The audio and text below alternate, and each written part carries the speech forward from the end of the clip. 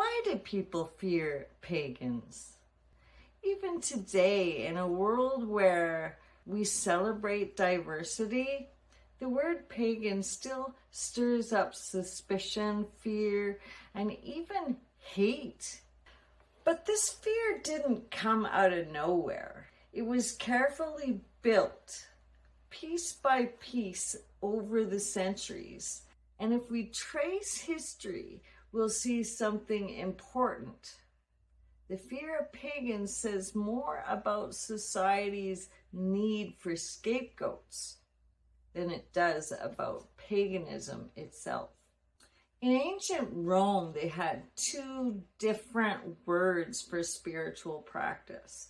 If your worship was accepted and part of Roman life, it was called Religio. And this was the root word of today's word religion, meaning it was respected, orderly, and proper. But if your practices came from outside the empire or seemed strange or different, the Romans called it superstitio, superstition. Once something was labeled superstition, it became suspicious and even dangerous in some people's minds. That little divide between what's seen as official and what is seen as strange is one of the oldest fears towards pagans and other outsiders. When Christianity rose to power, the word paganus, which once just meant country dweller or someone outside the cities, became an insult. It came to mean heathen or outsider or unbeliever. Christian leaders worked hard to reframe the old gods and the festivals. A harvest rite became devilish. A fertility symbol was called obscene. And the village healer, the midwife, the herbalist, they weren't wise anymore. They were witches. It wasn't just about saving souls. It was about building authority. By painting pagan traditions as dangerous, the Christian church could pull people into its fold and strip power away from other community leaders who stood outside its control. In the Middle Ages, a fear of pagans merged with the fear of witches. Plagues, famines, failed crops. When things went wrong, someone had to be blamed. And over again, the scapegoats were women, healers, and those who followed folk traditions. Witch hunts were never about facts or evidence. They were about fear. The powerless were easy targets. Women, widows, midwives, or anyone that didn't fit into society's norms were accused. Or their properties were easy targets. Once they were widowed or had no backup, they could seize the property. Accusations were based on stories, rumors, or even spectral evidence, things no one could actually prove. Yet tens of thousands of people were executed in Europe, including some men, and later in colonial America. Not for what they did, but for what they represented. Difference, resistance, and old ways the church couldn't control. And often, it wasn't even about fear at all. Sometimes it was about greed. Neighbors accused so that their land could be taken, so that their property could be seized, or so their voices could be silenced. Fear was the excuse, but land, wealth, and obedience were often the real motives. And even today, those fears still echo. Paganism is still confused with Satanism, though they have nothing in common. Movies and pop culture still paint witches as evil. Green-skinned hags with curses and cauldrons, they're still evil. The pentacle is even evil, which it was never an evil symbol in the first place. It was even a Christian symbol at one time. And we see the same scapegoating today with the LGBTQ. In many cultures, queer and gender diverse people had sacred roles as priests, seers, and healers. They were accepted and honored.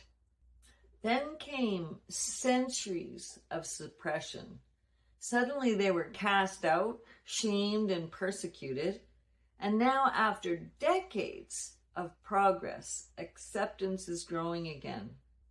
But every time society takes a step toward, there's always backlash. Staunch conservative voices rise up, pushing people back to the same oppressive views that once ruled in medieval times. And if you want to see how ridiculous it can get, just look at today's culture wars. Articles like why Satanism is now on the center stage of culture war. It's written by people who honestly believe that witchcraft and paganism and left-wing politics are all one big satanic conspiracy. And the real scary thing is that they believe this stuff because their worldview, their foundation has never been questioned. They've always been told that it's true, and admitting otherwise would shake their whole identity, so they cling even tighter. And the double standards are wild. The standard of proof for what they like is very different than the standard of proof for what they don't. Magic and witchcraft, that's fantasy. Their own religion, absolute truth. Unless, of course, they're in trouble, then suddenly Jesus is their best friend. And meanwhile, they look down on everyone else. Even at Christmas, our Yule, they fight tooth and nail to keep Merry Christmas as the only greeting, as if Happy Holidays is an attack instead of respect for everyone. Some even claim if you're in our country, you must follow Christianity. Well, I live here too.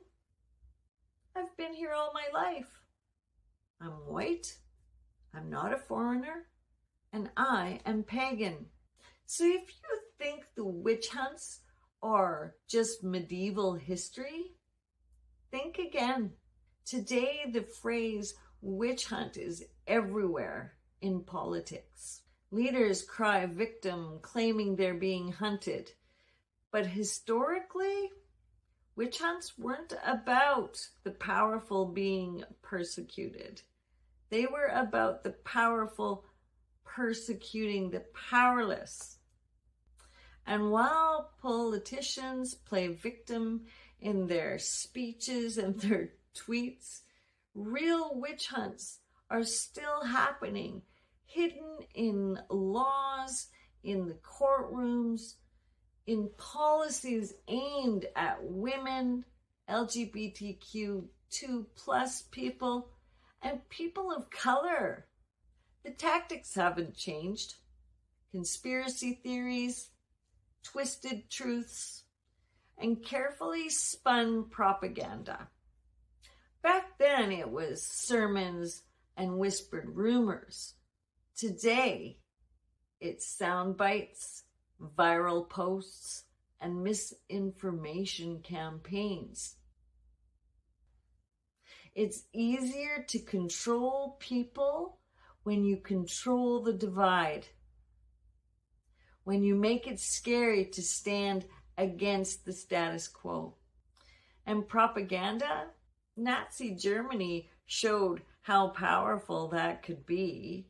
Propaganda destroys trust. Dictators don't need you to believe in one version of reality. They need you to distrust all reality. And when people stop trusting the truth, the only thing left is fear. The perfect tool. And that's why misinformation on social media is so dangerous. A single post can ignite harassment campaigns, smear reputations, and even sway elections. It's a trial by mob, not evidence. A digital witch trial. And algorithms, even AI, feed it. Platforms thrive on outrage because outrage makes money. Lies spread faster than truth, and scapegoats get burned. Not in the village square anymore, but in the digital one. The pattern hasn't changed. Destroy trust. Fuel fear. The powerful grow stronger, and the vulnerable pay the price. I've always said, since the early 2000s, follow the money. When you peel back the layers, the pattern is clear. Societies create scapegoats to explain fear, suffering, and chaos.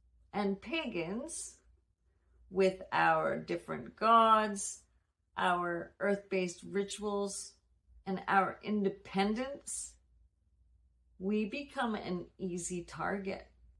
But here's the truth. Paganism, at its heart, is about cycles of nature, community, and finding balance in life. It was never about chaos or evil. And it's never about being a solitaire pagan. It's about bringing people together. It's a resistance in itself. It wouldn't even exist without oppression. I'm pagan because I've heard the call of the gods, of nature, of the ways of my ancestors. Even in a fair, multicultural, egalitarian world, we would still be here because paganism is a path, not a protest. And not everyone is called to this path. Not everyone is meant to be a roofer or a makeup artist or a priest in Wicca, one of the denominations of paganism. Not everyone is a medium or a ghostbuster. I'd say most of us are healers. Some are storytellers, some are teachers, and some are just simply keepers of the old ways. We're not a one-size-fits-all, but what unites us is the call and the courage to follow it. So why do so many fear pagans? Because fear has always been used as a tool of control. And when people feel powerless, it's easier to point fingers at an outsider than face the truth. We're not monsters in the woods. We're seekers, healers, storytellers, builders of community. And maybe it's time to let go of those old fears. Let them die and see us and yourself for what we really are. If this touched your heart, come sit by my fire and join my free community in the link below.